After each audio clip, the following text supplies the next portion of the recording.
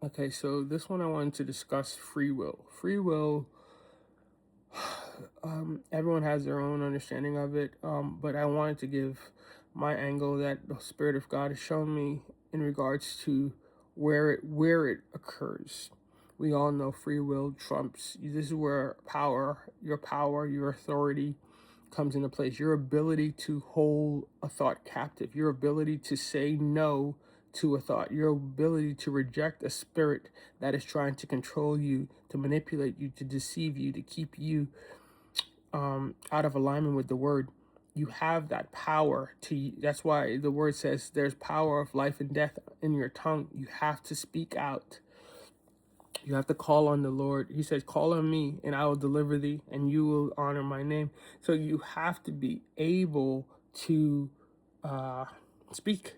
And that's your free will ability to speak, And so when it comes down to the thoughts that are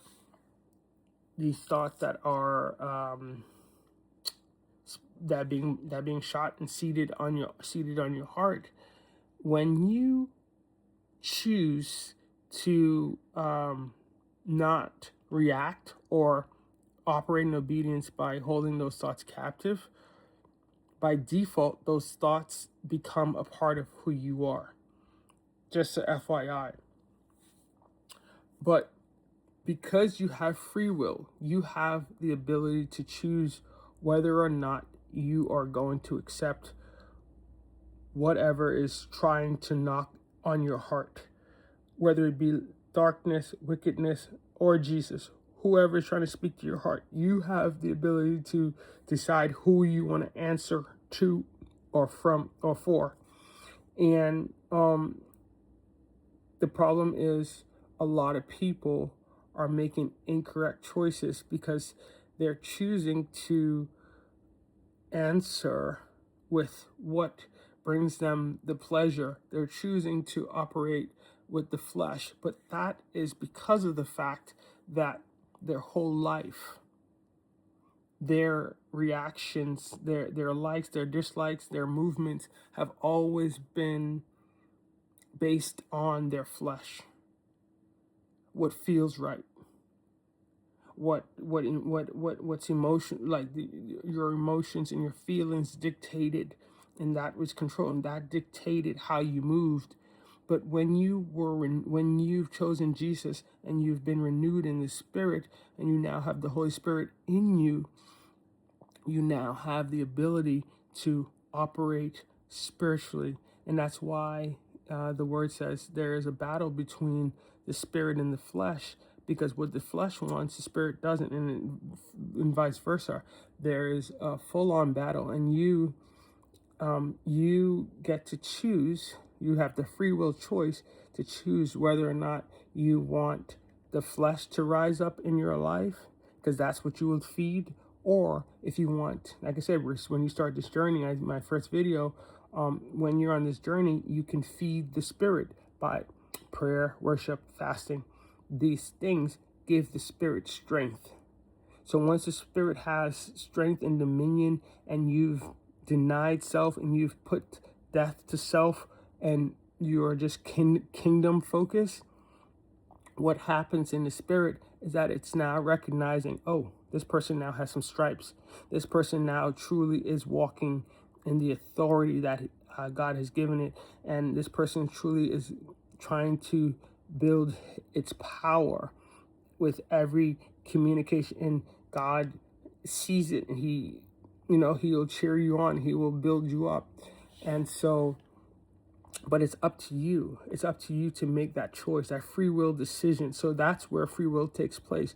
When you decide if you want to obey or disobey, holding on to those thoughts. When you say hold them captive, if you decide that you're not going to hold the thought captive, and you're going to just hope that the torment just stops because of whatever, you're so special because you have a nice outfit on or something. I don't know what would be the reason why you think that somehow you get to default and not follow the rules like everybody else. But yeah, when you make that choice, there's a consequence, and that goes for everybody. Everyone, there's a consequence for every obedience, and there's a consequence for disobedience, and I wish more people were to know that. But you want to make sure that when you're making your choices, it's not done in the natural. Those free will choices happen when you are deciding from a thought perspective, when you choose to decide what spirit you want to lead your vessel. Are you going to operate and choose the flesh, or are you going to choose the Spirit of God to run your vessel? Meaning you're going to accept his thoughts to love rather than hate. Are you going to choose?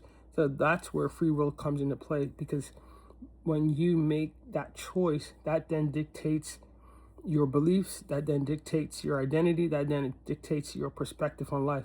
But if you choose the flesh, you're now chasing a feeling, this revenge, all these other things, and your life is going to be chaotic.